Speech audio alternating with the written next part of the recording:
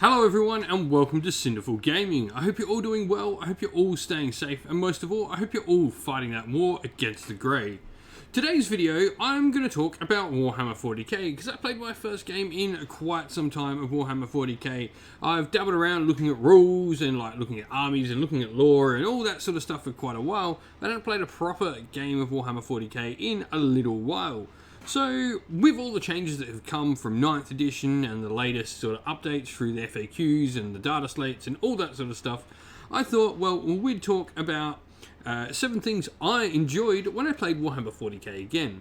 Now, for those who don't know, if you're coming to the channel because you see something Warhammer 40k, I am primarily an Age of Sigmar player. I play other sort of side games, things like Warcry, I play Elder Scrolls and Conquest and Warhammer Fantasy and all that, and I've played 40k for a long time, just not in a little while.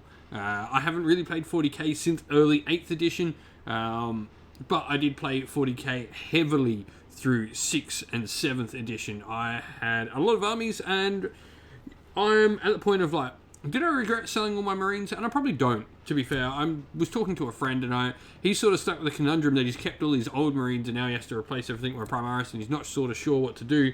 But I'm at that place where I can just buy everything Primaris now, which is cool. So I'm pretty happy with where I'm at in 40k, and I really enjoyed it.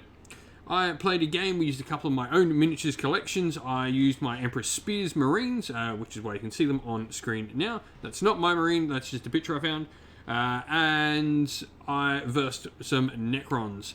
We played a 55 power level game, just something a bit fun, threw some models on the table and had a little bit of fun. So with that, we're going to talk about 7 things I enjoyed when I played Warhammer 40k again. And number 1, objectives. I really enjoyed the objective system in Warhammer 40k. Yes, it is by far much more complicated than Age of Sigmar, and in general more complicated than a lot of games, though I think it's very similar to Elder Scrolls in how it has certain levels of objectives that you're trying to compete, all these different things throughout the game. But I really did enjoy it. It made for a really interesting tactical game, and you're trying to pair up your objectives to get multiple points off the same thing. You're trying to do all these things simultaneously. It really does open up the game and give you more things to do than just shooting your opponent, which I guess was maybe an issue with 40k in the past. I really liked how objectives worked. I liked the top of the turn scoring, having to hold them through your opponent's turn, and all of that sort of stuff. Really enjoy the system of how it works. Secondary picking, I'm going to have a very thorough look, and look forward to trying out my next game of Warhammer 40k on the channel, which we will probably record up for you all. Number 2, command points and chaining abilities. So I played with Empress Spears. They have a cool ability, and just being able to chain command points to make all these things sort of work in concert was really fun.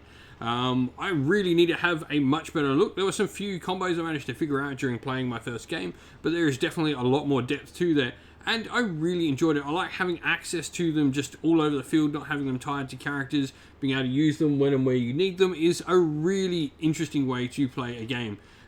They were definitely not this prevalent, and not as many uses for them in 8th edition as there are now in 9th, and I really enjoy them. This was a lot of fun, using all the command abilities and stuff. It was a really cool mechanic. Once again, way more complicated than how it works in Age of Sigmar, but for that, it became a much richer experience, I think, using these abilities. Definitely a lot more to learn in this, but it was fun nonetheless. Number 3, Close Combat Space Marines. This was a ton of fun. So Empress Spears are an Ultramarine successor, so you get all the abilities for them, but then you also get some cool abilities, which is +1 to run and advance rolls, advance and charge rolls, and you also get exploding 6s to hit if you charge or are charged or perform a heroic intervention, which is pretty cool. And then they've also got some other abilities where they can get +1 to wound on the turn they charge, and they can get some other cool things in there as well. But it really made Close Combat Marines fun. Assault Intercessors were so much fun to play with this particular chapter. And it was cool that you've got the Ultramarine sort of docked into the stuff behind you, because that backs up your shooting ability as well, so you can have that fire base along with your Assault Marines, which was really fun to play in Marines. I like playing well-rounded Marines, or Marines that are really particular. I like Marines. Marines have so much you can do with them, but really happy with how they played on the tabletop, and I look forward to playing with them more. And if we can get it started on the channel, we're talking about doing a Marine v Marine campaign something akin to a Bad War, but maybe our own sort of thing. And that would be really interesting to bring some Marine chapters that I created myself into the light of day. Number 4, and I talked about this a little bit before, the charge and counter charge abilities really made for an interesting sort of dynamic where I could charge in, get all my abilities, and then actually absorb the counter charge and get my attacks back with all these bonuses as well. Exploding 60 to hit was massive for the Marines, especially when I got into Assault Doctrine, always using command points to activate twice and go and fight again at the end of the phase. It really helped like push through some of the Necron Warrior units, which was a lot of fun to do. Chaplain in there, especially with the Druidic Talismans for a reroll, or its prayer was really cool. Its incantation, or whatever they're called in 40k, I'm getting the names mixed up, but that was a load of fun to do. All this sort of mechanics on how the army works, I really enjoy playing this Marine chapter. And you know what, I'm probably going to look for a tournament and take these Marines to a tournament, and let's see how badly I get destroyed. Number 5, terrain. Coming from Age of Sigmar, where terrain literally means nothing, to have things like obscuring, light cover, dents, and all that sort of stuff was great. I really enjoyed the terrain rules, and can we please get these in Age of Sigmar now? It was fantastic to actually have terrain mean something on the table. Can't say how much enough I enjoyed having the rules for terrain. Could they be more impactful in 40k as well? Maybe. Maybe they're not perfect in 40k, but from playing a game where terrain literally means nothing, unless it's arcane or mystical, it was really nice to have some proper terrain rules on the table. Number 6, damage. I like a system where damage doesn't continuously carry over, where if you have 2 damage and you kill a 1 wound model, it just kills 1 model. Now, I do think that maybe this should carry over in certain things. You could definitely have certain attacks in 40k that, you know, should carry over and kill multiple models, like that giant hit with Sauron in Lord of the Rings. He's probably got damage 6 on that, and that's why he kills 6 things, but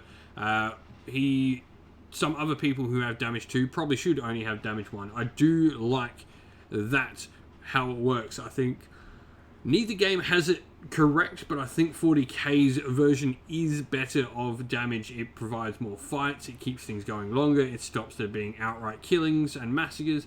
Really enjoy it. It's nice, and you know, you have a damage 6 plus d6 weapon and it kills tanks one shot, but that's fine, it still only kills 1 Marine on the field. I do enjoy how the damage system works.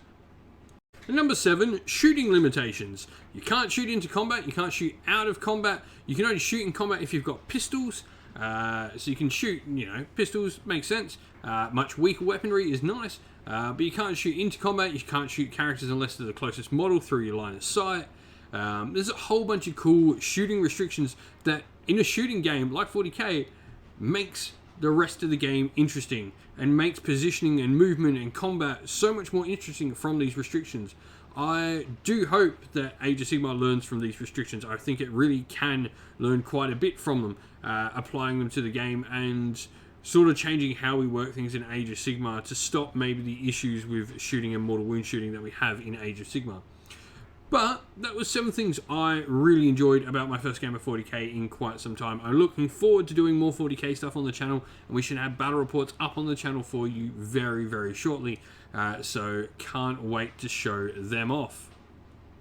Well, that's the end of the video. Thank you all for watching. If you enjoyed it, please leave a comment below and let us know what you enjoyed about the video. And don't forget to leave a like and subscribe to the channel and turn those bell notifications on so you don't miss a beat when we upload new stuff to the channel.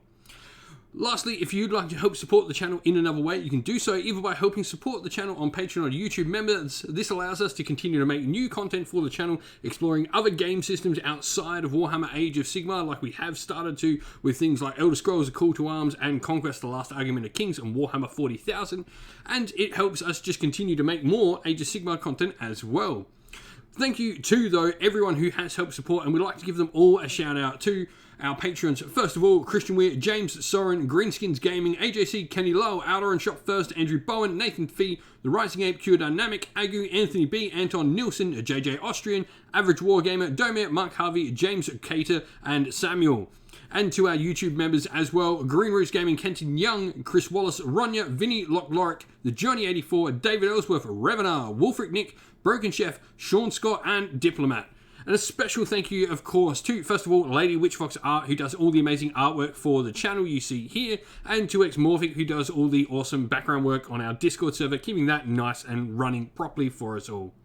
Thank you, everyone, for watching. Once again, stay safe, stay well, and most of all, keep fighting that war against Grey. Ciao for now.